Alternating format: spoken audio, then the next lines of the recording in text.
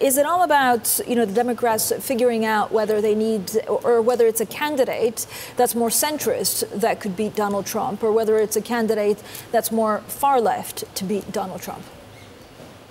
Well, it's about ideology, but it's also about charisma and about rousing the voters on the campaign trail. Elizabeth Warren has performed much better than pretty much anybody thought she could on the direct campaign trail. And she's really attracting a lot of support. And what's important about her message in Iowa is if it resonates in Iowa and there are issues with trade and the farmers don't get everything they need, there is the possibility she could pull voters and farmers away from Donald Trump. So that's the appeal of Elizabeth Warren. It's been a surprise, I think, to elites in the Democratic Party just set. And Biden's going to have to counter it. And the biggest loser of all right now is Bernie Sanders. But Professor Schiller, if you're a centrist in America, who do you vote for?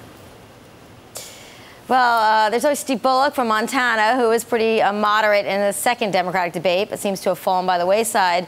You have to think about that. Elizabeth Warren made one really crucial mistake, in my opinion. She went too far left too early on Medicare for all, and Biden got her in the debate by saying how much is it going to cost and how are you going to pay for it. That was her problem. I mean, she did that to get Sanders voters away, but now facing Biden, how does she recalibrate and go back to the center? That's a big challenge for her, and it's unclear how she does it. Wendy, do we recalibrate before the conventions, after the conventions? Do we recalibrate back to the middle, as I'm sure you teach in courses at Brown, or is that done?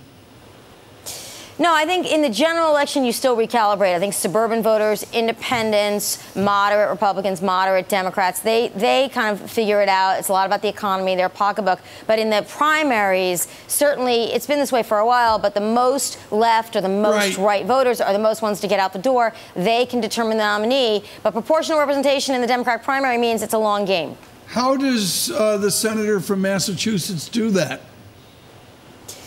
Well, that's a very big question. I think she's focused most of all of actually winning the nomination. It was unclear that she could. If she wins New Hampshire, which would be an expectation, and take that away from Bernie Sanders, if she wins in Iowa, she becomes a front runner, she can win the nomination. You pick a more moderate VP, it can help you. I'm not sure it wins the race for you, but she's going to have to figure something out. And obviously the Democrats are counting on a downturn in the economy so that their more economic populism message works against Donald Trump.